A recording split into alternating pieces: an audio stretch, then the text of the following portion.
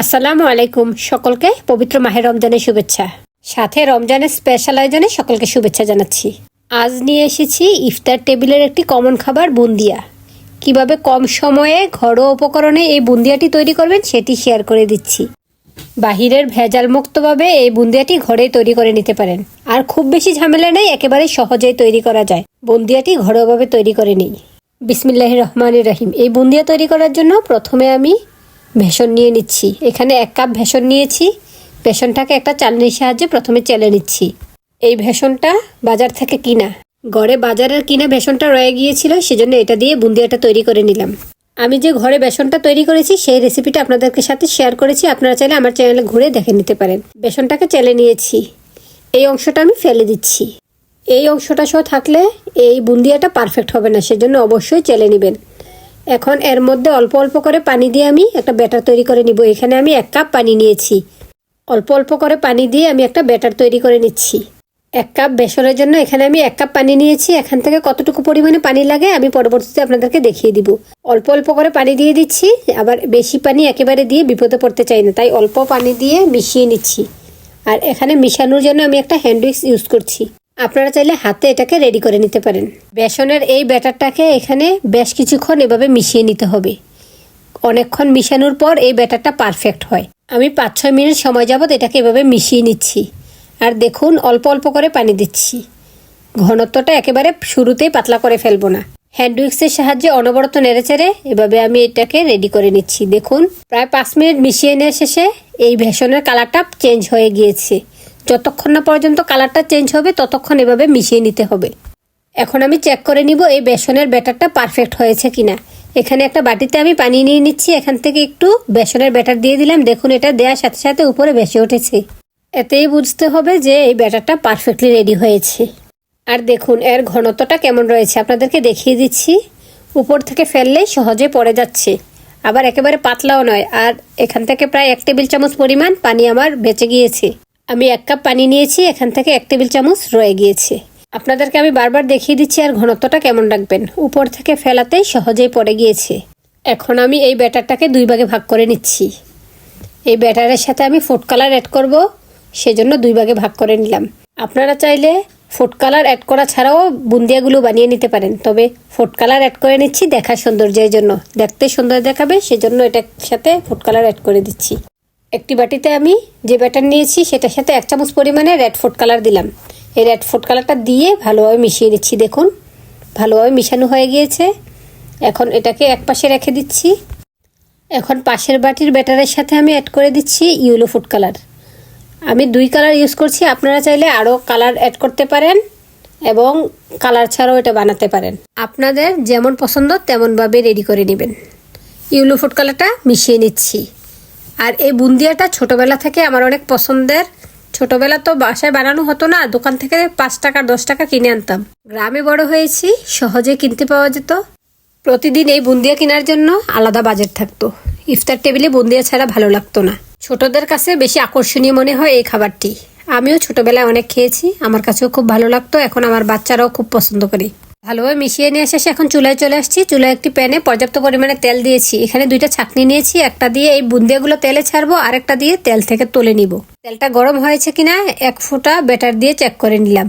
তেলটা এখনো গরম হয়নি, পারফেক্ট গরম হওয়া পর্যন্ত অপেক্ষা করতে হবে। আর তেলটা গরম হওয়ার পর বুন্দিয়াগুলো ছাড়তে হবে, তা না হলে পারফেক্ট হবে না বুন্দিয়াগুলো। তেলটা গরম হয়ে যাওয়ার পর চুলার আঁচটা আমি মিডিয়ামে দিয়ে দিয়েছি। মিডিয়াম লোতে রেখেই বুন্দিয়াগুলো বানিয়ে নিব। দেখুন, তেলের উপরে আমি ছাঁকনিটা দিয়েছি। এই ছাঁকনির মধ্যে 1 চামচ পরিমাণে ব্যাটার দিয়েছি। এই ব্যাটার থেকে অল্প অল্প করে নিচে পড়ে যাচ্ছে। ছাঁকনিটা নাড়াচাড়া করার দরকার নেই, এমনিতেই ধরে রাখলে এটা থেকে অল্প অল্প করে বুন্দিয়াগুলো নিচে পড়ে। তেলে পড়ার সাথে সাথে ভেসে ওঠে, পারফেক্টলি বুন্দিয়া তৈরি হয়ে যায়। আর ছাঁকনিটাকে আমি তেল থেকে 3-4 ইঞ্চি উপরে ধরে রেখেছি। দেখুন, একে একে বুন্দিয়াগুলা তেলে পড়ে গেল। এখন বুন্দিয়াগুলা তেলে ভেজে তেল থেকে তুলে নিব। এখানে 1 মিনিট সময় যাবত ভেজে নিলেই যথেষ্ট। দেখুন, ভাজা হয়ে গিয়েছে, কালারটা অনেকটাই চেঞ্জ হয়ে গিয়েছে। আর খুব বেশি ড্রাই করে ফেললে এর মধ্যে শিরা ঢুকবে না, সেজন্য 1-1.5 মিনিট পরেই এই ছাঁকনির সাহায্যে ছেঁকে তেল থেকে তুলে নিলেই হয়। দেখুন, এই হলুদ কালারের বুন্দিয়াটা আমার ভাজা হয়ে গিয়েছে। এখন ছাঁকনির সাহায্যে ছেঁকে তেল থেকে তুলে নিচ্ছি। আর মাশাআল্লাহ একেবারে পারফেক্ট হয়েছে। আপনারাও আমার মতো করে এভাবে সহজে বানিয়ে নিতে পারেন। এখন আমি একটা প্লেটের মধ্যে এই বুন্দিয়াগুলো রেখে দিচ্ছি।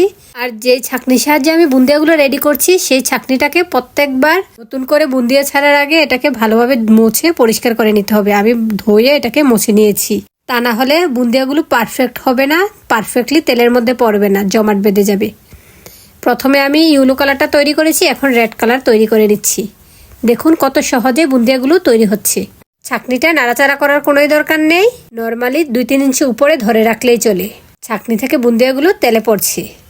এই বুন্দিয়াটা বানাতে আমি মজা পাই, কারণ এটা পারফেক্টলি পড়ে, দেখতে ভালো লাগে। আর আমার ছেলে তো যখন বুন্দিয়া বানায় পাশে দাঁড়িয়ে দেখে, ওর কাছে এই বিষয়টা ইন্টারেস্টিং মনে হয়। দেখুন বুন্দিয়াগুলো ভাজা হয়ে গিয়েছে, এখন ছাঁকনির সাহায্যে ছেঁকে তুলে নিচ্ছি।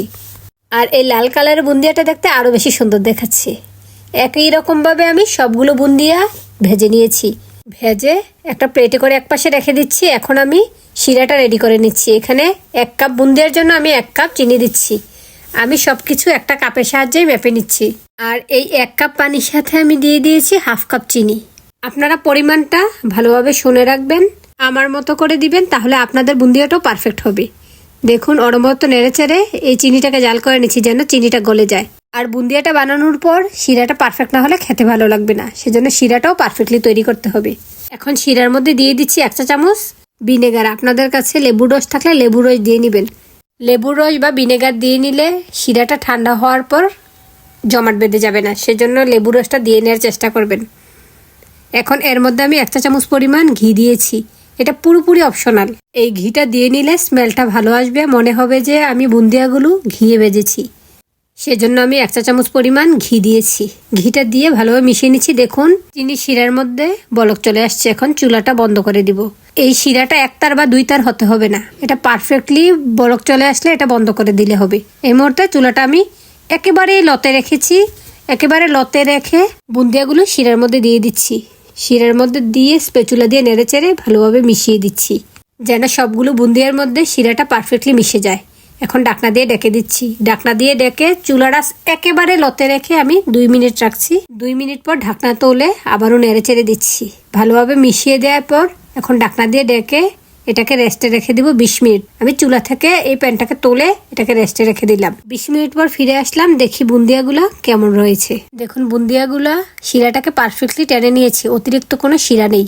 আর যতটুকু পরিমাণে রয়েছে এটা বুন্দিয়ার গায়ে গায়ে লেগে আছে, এটা একেবারে পারফেক্ট। যদি শিরাটা এর চেয়ে কম থাকতো তাহলে বুন্দিয়াগুলো শুষ্ক থাকতো, খেতে ভালো লাগতো না। দেখুন একেবারে পারফেক্ট হয়েছে, বুন্দিয়ার গায়ে রস রয়েছে। আজ তাহলে এ পর্যন্ত। আল্লাহ হাফেজ, আসসালামু আলাইকুম।